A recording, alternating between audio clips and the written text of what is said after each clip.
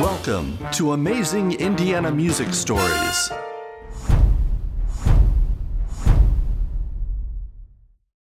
One sentence lit me like a cracker.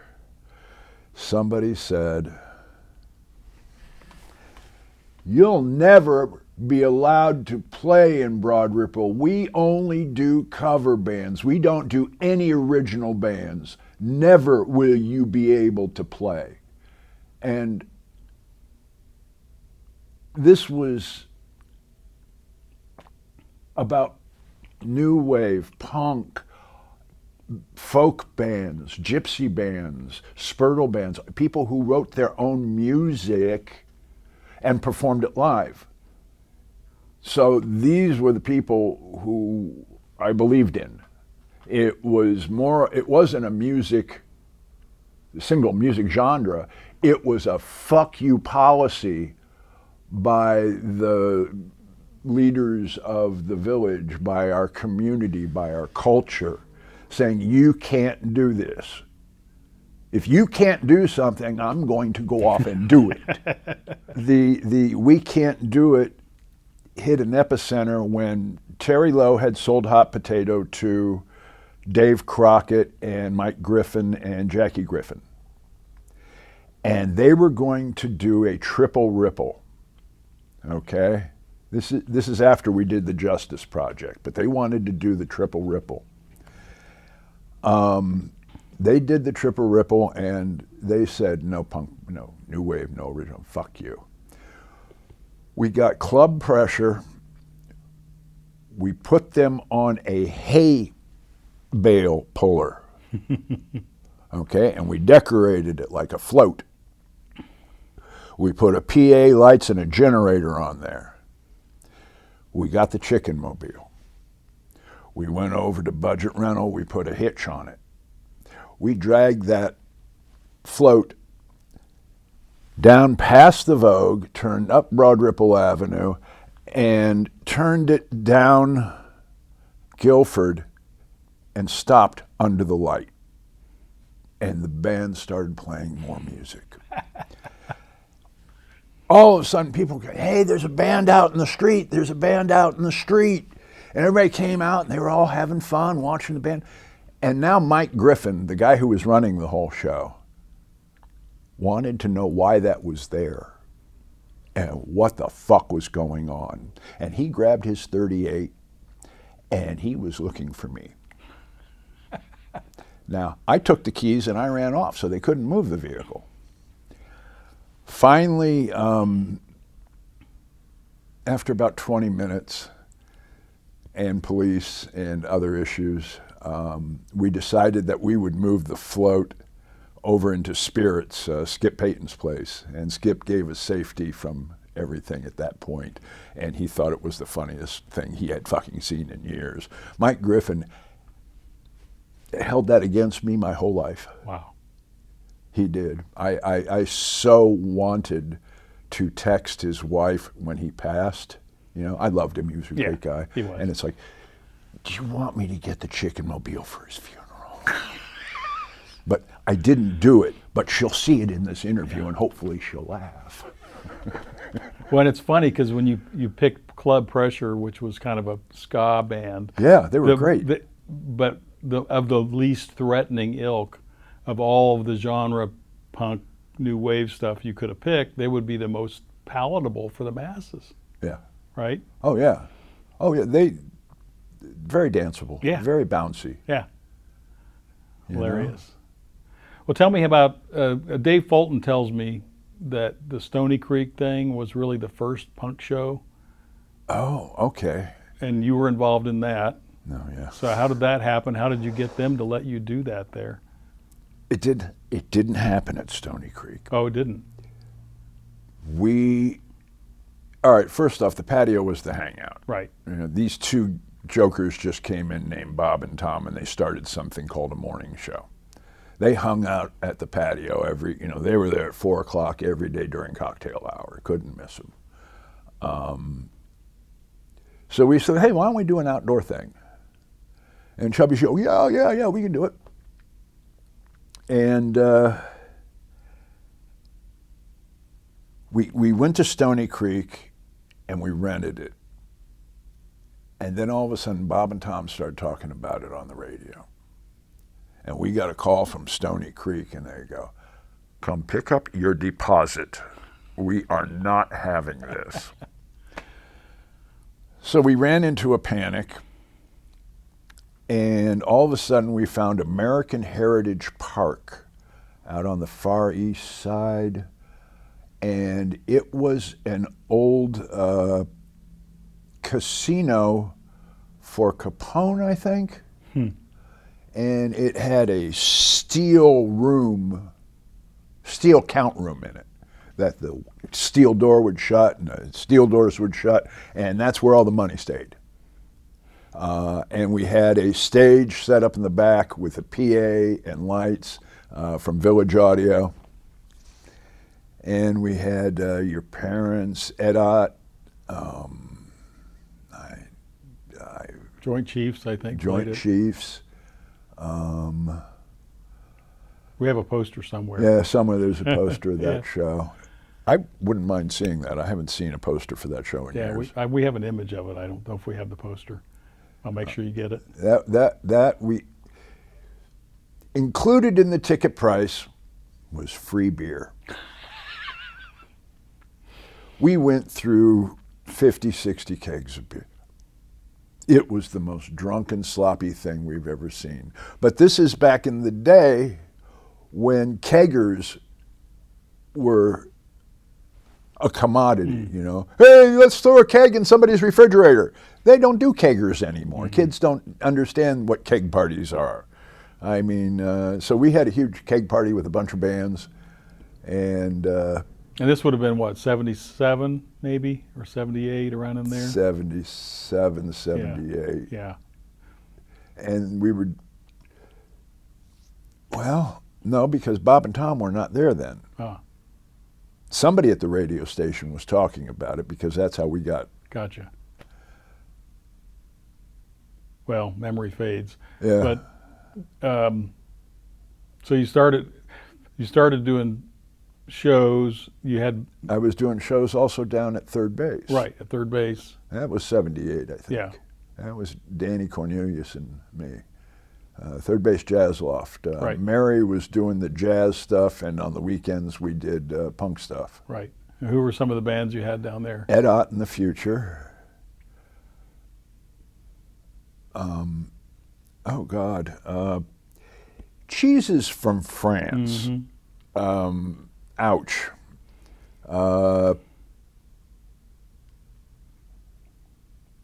Duncan's band. Math Bats? No, math bands weren't a thing yet. I know Mike Sheets played down there in some bands. Yeah, Last Four Digits played down there. Last Four Yeah. Digits. Amoeba's played down there once. Who? Amoeba's in Chaos, the band that I Okay. was in. We Yeah. played there once. Yeah. I'd love to know the rosters that played down there, because that's just blind alcoholism days. Yeah. Yeah, in fact, it was our worst show ever, because two of the four of us were lit, and we couldn't even Well, communicate. if you had the money, we would serve you. Yeah, It was because nobody was in downtown Indianapolis. right. Downtown Indianapolis closed at 5 o'clock on Friday and didn't reopen till 8 a.m. Monday. Yep. So having any kind of activity at night down there, and we kept saying, oh, they're going to do something with that Union Station. They're going to do something with that Union Station. And they never did. And as soon as third base was sold, oh, look, they did something with Union Station. But that died and became something else. Right. Make Union Station a casino and just get it over with. It's a waste of a building right now. No, it's a huge beautiful waste of a building. We should take the State House and make it a weekend nightclub for underage kids. They don't use it on the weekend. It has security at all guards. There you go. Always thinking. Well, it makes sense. It's Yeah. dead space. It's 1 block away from all the trouble. It's true. Guys, shut the fuck up, open up the State House, put in a PA, put in some nice lights, and let the kids dance. You got security. Yeah, You know, but, you know, God forbid the State House do anything positive.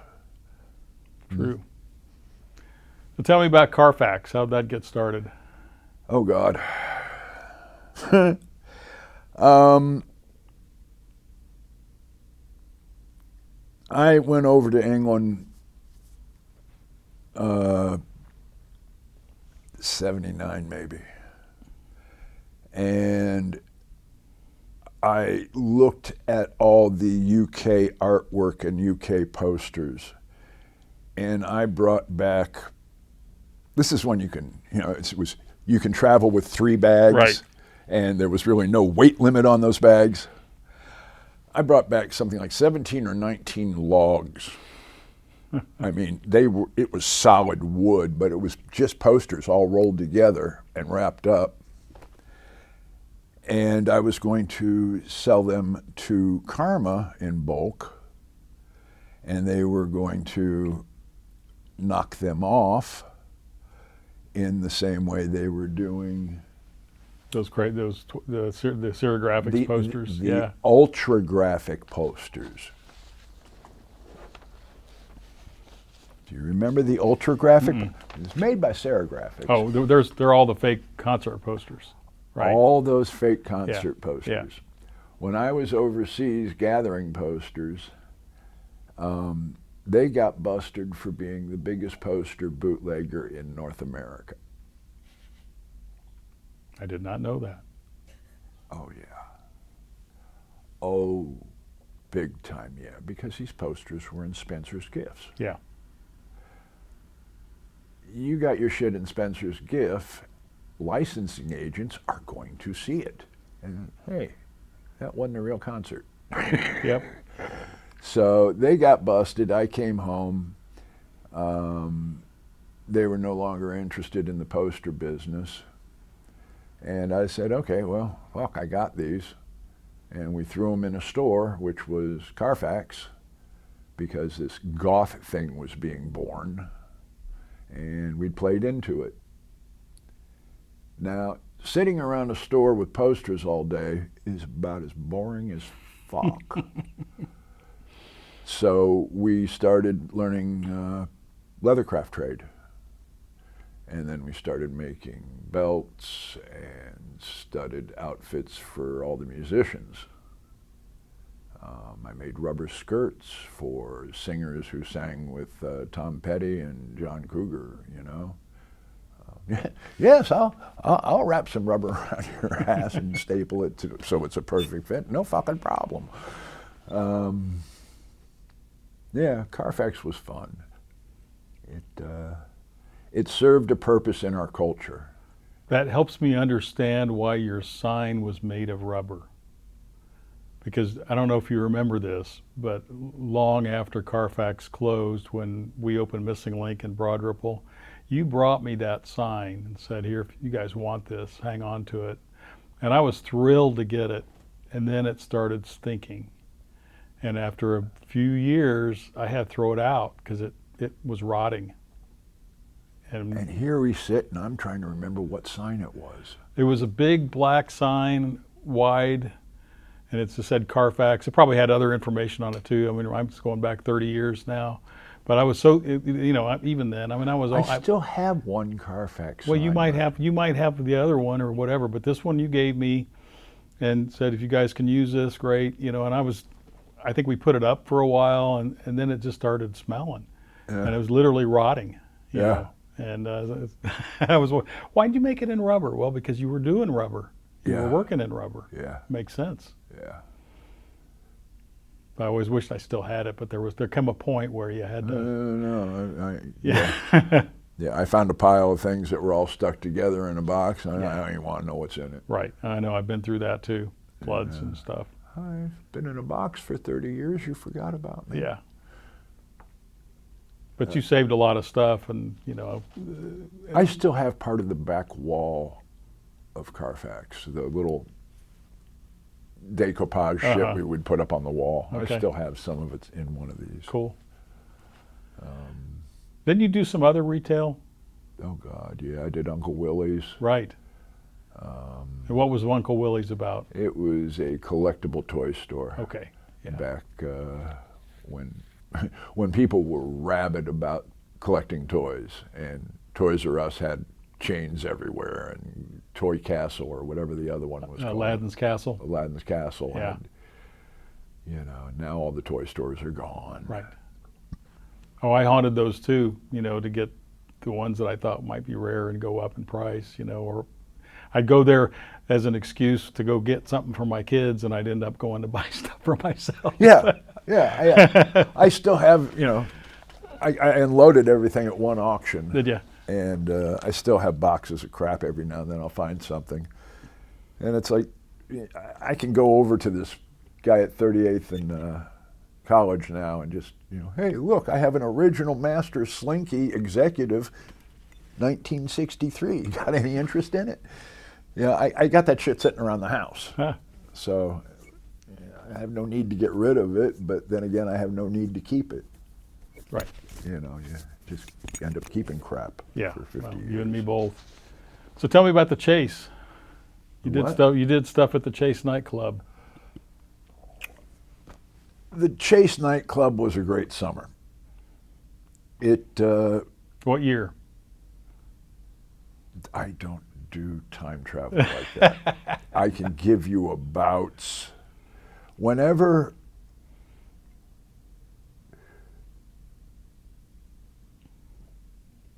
was it herpes? Either the year herpes or AIDS came out. Early 80s. Yeah. Yeah, they had closed as a nightclub, and then we rented it out on Saturday nights.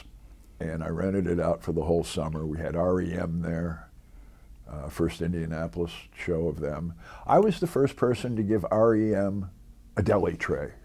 Huh? If I had to have something, they will remember that. Remember your first deli tray? Yeah, I gave it to you. They were amazed by that. You know, we had The Call there, who was a name band back then. I don't think they have enough legs for anybody to know who they are now. They were big in the moment. Yeah. Yeah. I think I have a feeling, especially looking at the artwork of that one poster, which is the same artwork that we used when we did the Crazy Owls CD. It may have been immediately after Crazy Owls closed, or shortly thereafter. What year was that? 81. Yeah. Yeah, they made it till April of 81, I think it was. All right, and that might have been after that. Yeah, because everybody was searching for a new place. And I think The Call played Crazy Owls, for example. You know, Yeah. so Oh, everybody logical. played Crazy Owls. Yeah. That was a beautiful place. Yeah. I mean, Joan Jett, Bush Tetras, Bohemia was wonderful out of Chicago. Yeah, I was a big fan. Yeah, I booked one of their tours. It was fun. Did you book any tours for Indianapolis bands or Indiana bands?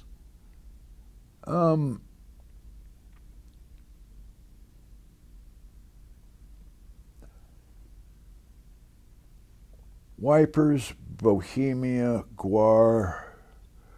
I booked a horrible gig for, I think it was the Repellents. We had them a nice money gig in Western Canada. And it was just that bitch drive from Minneapolis to the next gig that was sort of ugly.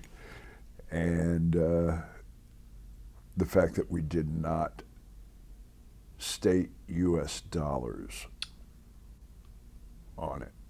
The contract was in Canada, so it was Canada dollars. So yeah, that was an ugly thing.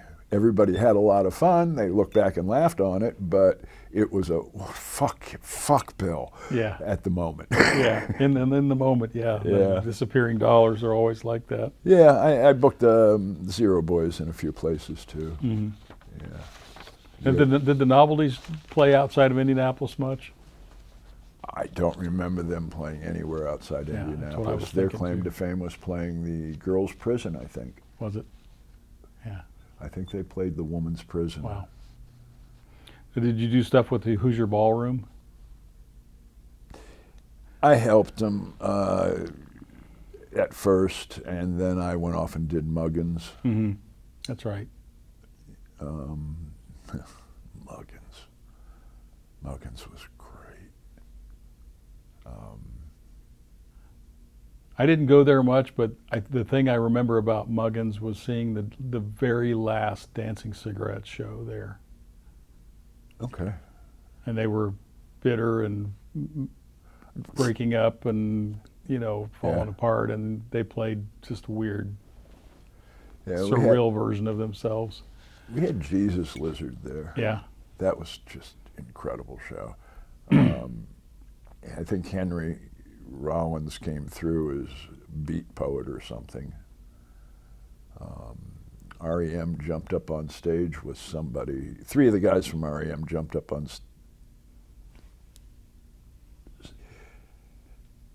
some big band was playing downtown, and we had some band playing at Muggins, and all of a sudden the big band from downtown came in and played, and I don't even know who the fuck it was. But I remember it was awful impressive at the time. My baby, she wrote me a letter. The guy who wrote Alex Chilton. Alex Chilton played there. Okay. I was expecting Alex to pull up in a tour bus. Pulled up in a station wagon and a little fucking chuggy U-Haul. Wow. And it's like, dude, you wrote the letter. Yeah, he never you should got be a traveling in a tour bus. Yeah, and it's like, oh, fuck no, man. He never got a fair shake, that's for sure. Nah, he didn't. I mean, big stars should have been R.E.M. Yeah. That sized. Yeah. Yeah, he was fun. He was a decent sort. No Right. star ego, just a normal guy. Yeah. Did you venture outside of Indianapolis to do stuff much on your own? I mean, what other stuff did you do that we might not know about that was legal? I ran around with the Stiletto guys in Florida for a minute. Worked with GWAR for a minute.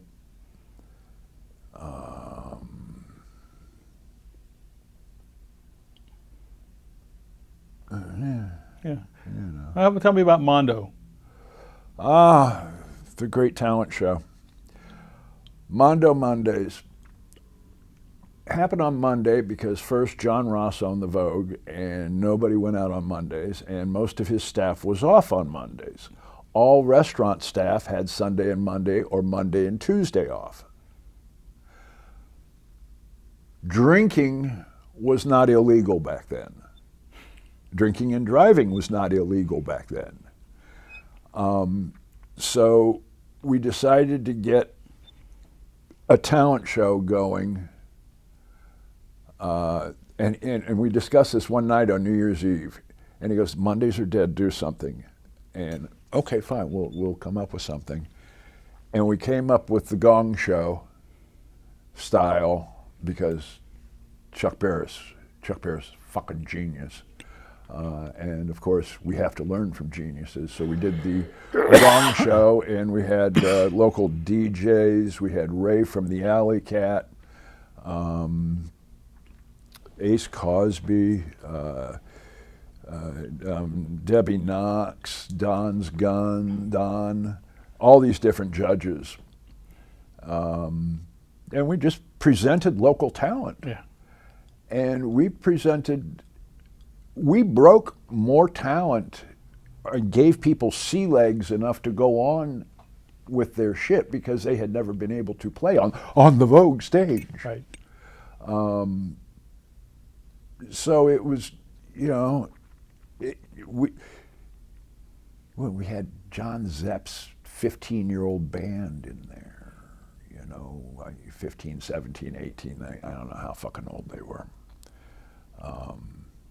But everybody got to do something weird there. I mean, we dragged everybody in. If you were in the audience, you were dragged up there for a contest. It was just a big, drunken, happy party.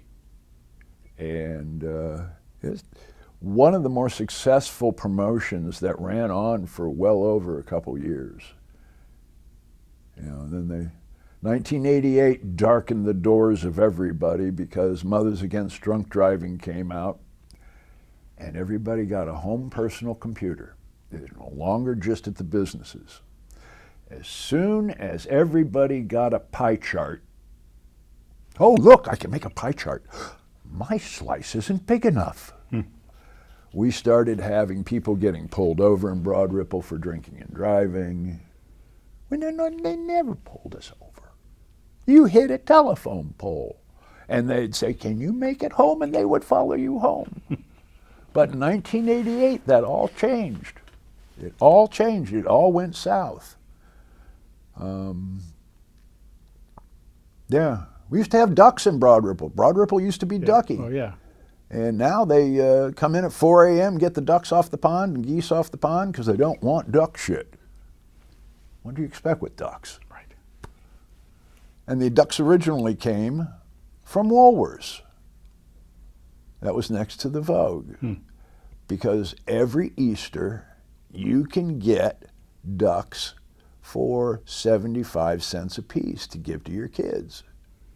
You get little ducks or little chicks. And Woolworths carried them in a bin. And everybody, oh, give my kid a couple chicks, give my kid a couple ducks. Well, that's how Broad Ripple ended up with all the fucking ducks. I did not know that. Yeah. They got rid of Woolworths, and then the Simon kid bought it and tried to maul it, and it didn't maul well. And then years later it became C.T. Peppers, and that worked. Yeah. So Mondo magazine would have happened around the same time as Mondo Great Mondays. Mondo Gazette. Yeah. That came out. Hot Potato had died. The Meridian magazine had died. The Star tried to make an alternative magazine. Nouveau tried to make an alternative magazine, and I did the Great Mondo Gazette at that time.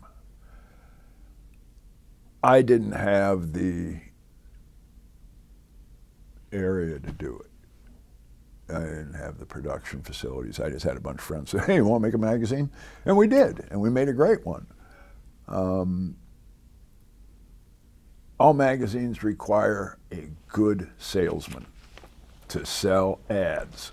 If you do not have a good salesman, you do not have a magazine. Right. I can't look at somebody with a straight face and say, give me $1,500 so I could put your picture on this page. To me, that just seems criminal. You know, I've never been good at getting sponsorship like that. It's an art. Yeah. For sure, and it takes a certain personality. Yes, a very. And I'm not good at it either. Yeah. Yeah. So yeah, it's been fun. So, transitioning more to today, tell me about the thing you're doing with the homeless. In 2015, I started the First Church of Cannabis. We are a 501c3 not-for-profit religious organization, and I started a religion, and I knew we had to help people. So the first thing, simplest thing we did was a sock drive the first year, and we raised 2,700 pair of new socks. And we took it down to people who dealt with the homeless. And we said, we got sock donations. Said, okay, how many you got? We said 2,700 pair. And they go, huh, what? What church are you? First Church of Cannabis. And you have 2,700 pair of socks. Yeah, why did, not enough? Is it too, what? We usually get 300 and 500 pair donated by the biggest churches in the city. This is phenomenal. We've never had this many in one drop. Oh, okay, fine, thanks, bye. Didn't know. The next year, one of our elders passed away, and left us 3.5 tons of survival food, survival gear. He was a survivalist, and he left us. We got everything. We got his clothes. We got all this horse shit. So we donated that to the Native Americans on the pipeline. It's like, hey, you need 3.5 tons of food? Boom, boom, here. So we sent that out. And then the third year we opened, Tag Griffin and Gina Griffin walked into the church. He runs Hearts in Hand Homeless Outreach. And I said, you actually go out and service the camps? And he goes, yes, I do. I go, can I come with you? He goes, yes, you can.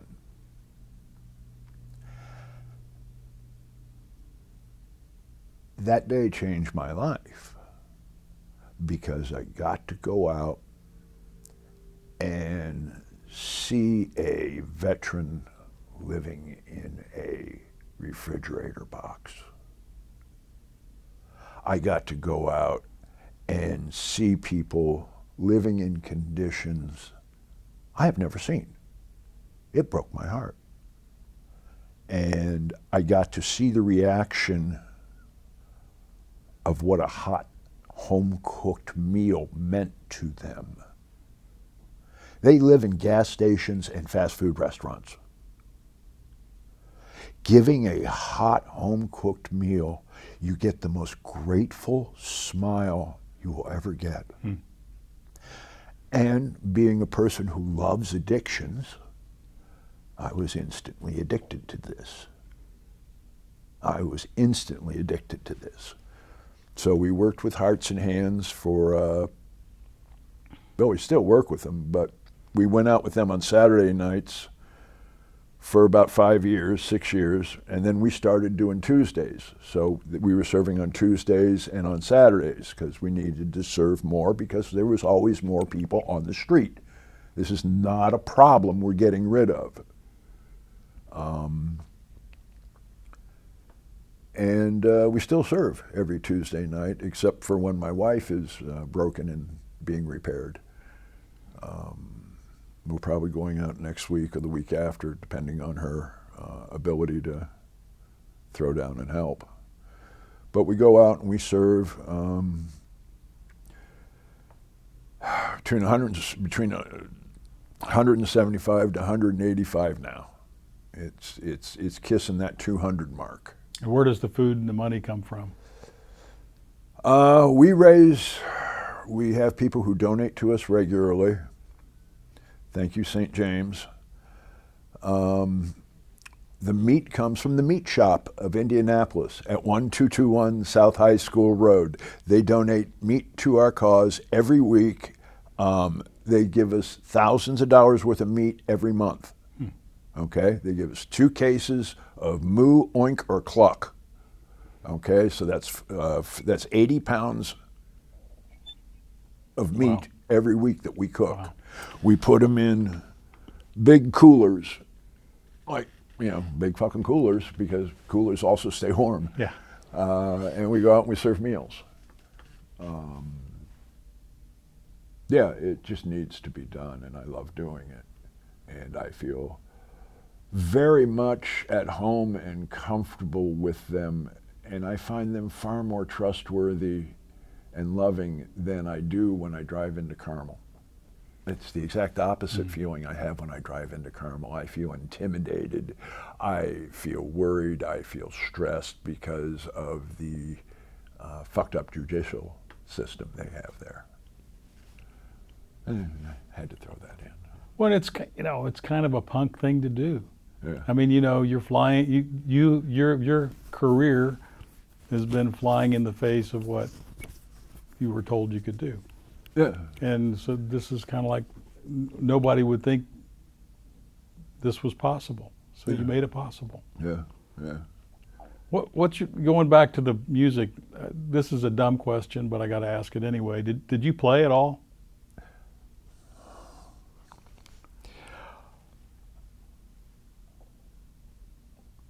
I once was in a band as a vocalist, as in the Macumba Dentist. Okay. So I should know this, but I don't. Oh, thank God you don't.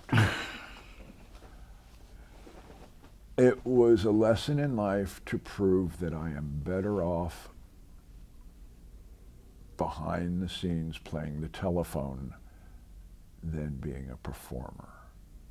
I cannot sing worth a shit. I can't keep a beat. I don't remember words. I have no business singing on stage, but I did it. Well, you're not that different than me, because I kind of found out some of that same stuff, and which is how I ended up running record stores, you know, and doing this. Is like I want to be part of it, but I know I'm not really good at the part of it that. Oh yeah, you know. no. So do you still do any shows? Do you do anything with music? Yeah, where I can, I do. You know, there's a kid named Dylan out there right now, Dillin, from North Anderson, maybe. Fucking greatest act I've seen in years. Dylan Hensley. Okay. If I see, you know, somebody like Jason at Hi-Fi, or, you know, if I see somebody in the music world, I'll go up and say, you got to get Dylan Hensley in there. You have to get Dylan Hensley in there. It just give the kid a shot. Every now and then you'll see an act that is so unique in its own right that everybody will stop and pay attention to it. Dylan, I did a free concert for the homeless friends in a homeless camp, and Tim came down from Hit City and did his, I mean, he's a fucking walking jukebox. Yes. And he did his shtick, and then this kid drove in from Anderson. We never heard of him. Named Dylan. Played like 5 or 6 instruments and put them on loops. So there were things that were going on that weren't going on, that were going on that he was playing over. He's a loop master who is just genuinely, preciously entertaining. You just look at him and go, oh man, I'm dancing to the side. I'm just having a good old time. If I see something, yeah, yes, I will always do musical stuff. Yes, I will always. But Dylan is my new excitement in the last year. And if you get a chance to ever catch Dylan Hensley, I think he's very well worth it. Not related to Tom Hensley that you know of? I have no idea. You know, Tom Hensley was, their music history geekdom, was the keyboard player for a band called Masters of Deceit, which put out an album in the late 60s that was on a major label, but they played at La Scene all the time. And they were kind of a trippy, psychedelic, progressive rock amalgam. They don't really sound like anybody. And he ended up, like so many musicians out of Indiana, getting noticed by somebody, and he's been Neil Diamond's keyboard player for like 30 years. I think he may be retired now because I don't think Neil's playing anymore, but he was like his mainstay keyboard player. That's an awesome gig to get. Yeah. It's a life maker, right? Yeah. So, yeah. Anyway, same name, just wondered. Yeah, no, I have no idea. He's just, something new. Hi, he was something new and shiny, and I saw it, and I was very excited. Tell me something you think I should have known about, ask about, but I didn't. Okay. You cannot do any body suspensions at the Vogue. Huh. And I got that rule made because we had a tattoo contest there, and the evening's entertainment was GBH from the UK. And we had some body piercing experts in the crowd who, while this is the stage, this is GBH on the stage, you're the audience, right here, we had 2 guys with hooks in their legs and in their backs, swinging back and forth Okay? And I mean, these are fish hooks. Wow. Through their skin, Yeah. swinging as GBH played.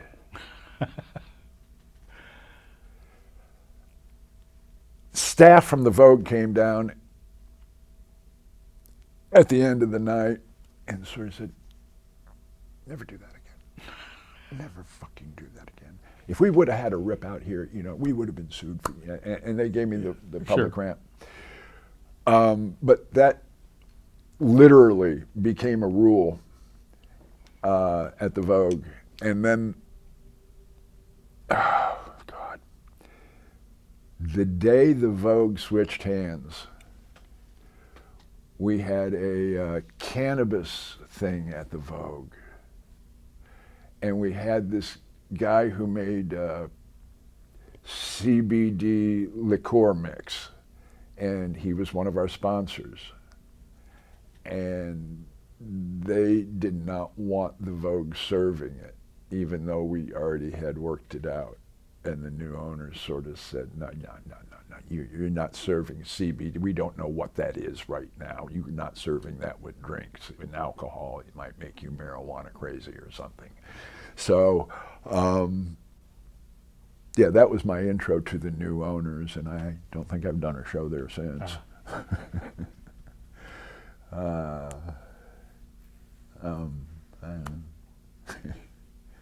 The tattoo years were fun. We always used, anytime we had a tattoo show, we had a band play, and we had DOA play out at an all 3-day tattoo thing in Plainfield one year. I worked in the tattoo industry as a supply guy for, I don't know, 10, 12 years. Yeah. And the tattoo artists were gangs of angry people all trying to hate each other's shop. Okay, so they all hated on each other. And then when I started servicing them, we decided to have a tattoo show. And everybody said, oh no, everybody's going to be gangs. And everybody ended up getting along because we bought, you know, copious amounts of edibles in. So everybody was just blistered and had a good time, and it unified the tattoo industry to a great point. And that was it was like, you ever remember the scene in The Warriors where all the gangs came together? Yeah. It was that night. Yeah, that's cool. Yeah, it was that night. It was great.